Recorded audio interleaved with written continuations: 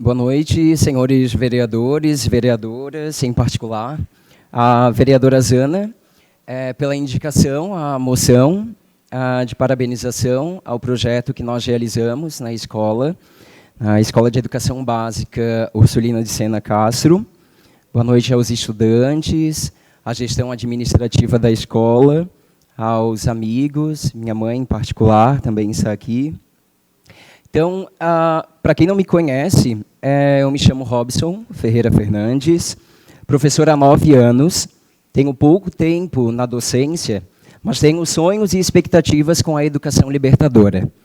Um reconhecimento desse porte só fortalece o que já sinto, a certeza de que estou no caminho certo e que irei continuar lutando e defendendo a educação pública.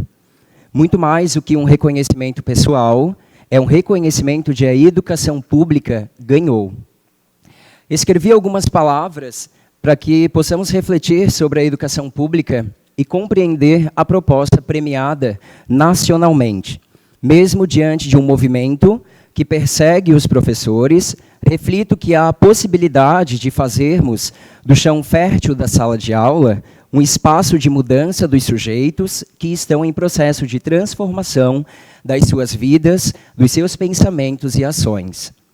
Em tempos de devemos perdoar o Holocausto e atitudes nazifascistas no nosso cotidiano, eu, enquanto professor de História, tenho a responsabilidade de legitimar uma história dos silenciados, dos oprimidos, submissos daqueles que deixaram as suas vidas nos campos de extermínio e de batalhas, que foram submetidos às atrocidades de uma ideologia hegemônica para que tivéssemos o mínimo de direitos.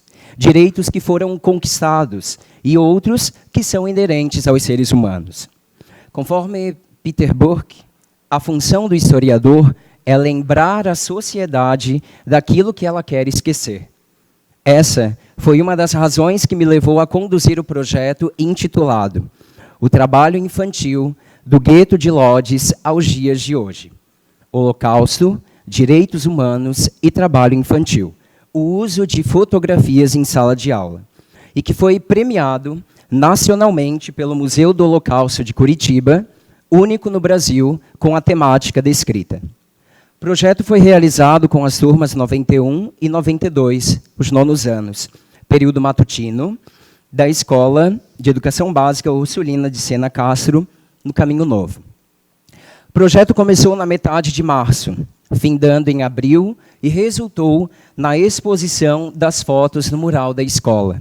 A ideia foi incentivar os estudantes e as estudantes a se tornarem pesquisadores, trabalhando em conjunto, valorizando o conhecimento de mundo deles e práticas do seu cotidiano. Os estudantes abusaram da criatividade, pensando as relações com a fotografia original e o tempo histórico das mesmas.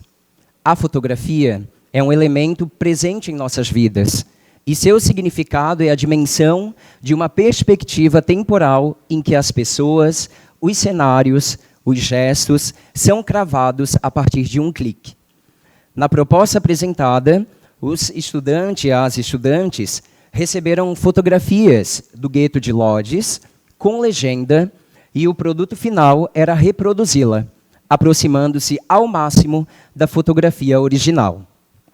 Contextualizando historicamente, Lodz foi o 2º maior gueto de judeus sob o domínio nazista depois de Varsóvia, e importante centro industrial para a guerra da Alemanha, pela alta produtividade com trabalho escravo e infantil.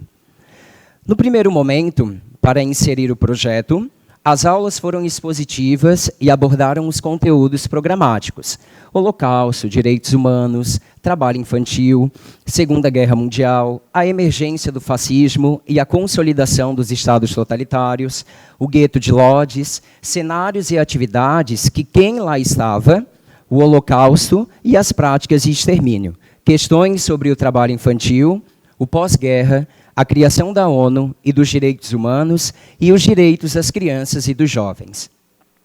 Na segunda parte do projeto, os estudantes tinham que observar com detalhes as cenas, produzirem os cenários da fotografia original, substituindo os rostos pelos seus, dando-lhes novas caras.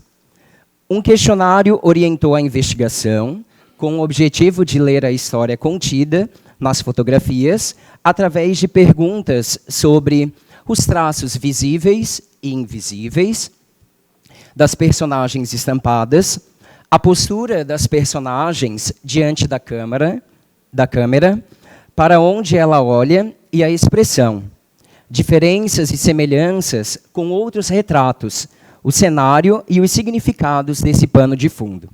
Por fim, os estudantes apresentaram o trabalho e relataram suas aprendizagens e dificuldades. Apresento agora o produto final, as fotografias. Eu fiz uma apresentação para que vocês possam compreender o que eu trouxe. Essa primeira fotografia é a primeira, desse lado é a foto original, é a fábrica de papel em Lodz. A segunda fotografia, criadas por um grupo de estudantes, ali da turma 91.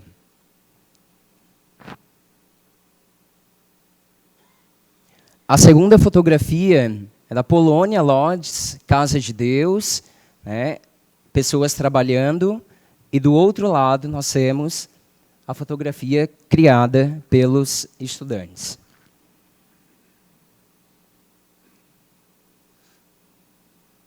Essa é a fotografia original do canto esquerdo, e no canto direito nós temos a fotografia que os estudantes fizeram, crianças encaminhadas para a deportação.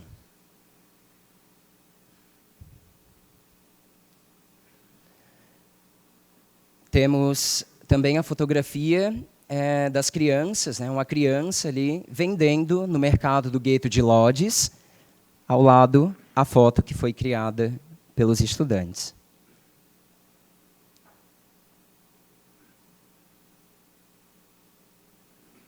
Aqui a gente tem alguns prisioneiros judeus, né, da Gestapo, em Lodz, em 1940, e ao lado nós temos estudantes que recriaram.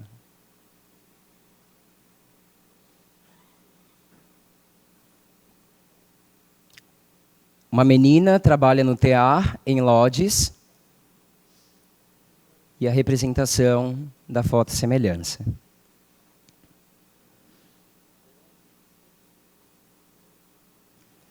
Um militar da Novas Ordens, logo a seguir a libertação de Lodz, em 1945, ao término da Segunda Guerra Mundial, e a foto ao lado, a fotossemelhança que os estudantes criaram.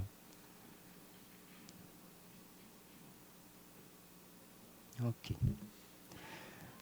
Então, com esse projeto, notei os desafios, os limites, a participação, a entrega de cada um e cada uma em pesquisar, criar, elaborar. É prender a atenção e ajudar o aprendizado. Pude perceber estudantes mais críticos, conseguindo relacionar as situações históricas com os dias atuais. A partir dessa análise, eles passaram a pensar como sujeitos dotados de direitos e que os mesmos são de todos e todas, sem distinção e sem exclusão. Quando contestei sobre o trabalho infantil, por que algumas crianças têm o direito à educação e ao lazer e outras não, muitos falaram que é perceptível ver as crianças fora da escola, ajudando os seus pais a trabalharem para colocar comida dentro de casa, vendendo balas no semáforo, catando latinhas. De modo geral, o maior impacto desse projeto foi e é refletir sobre as violações de direitos, o Holocausto, e que isso não venha a se repetir. E ainda sobre a minha docência, sou professor porque acredito na educação pública, gratuita e de qualidade. Sou professor por amor e vocação.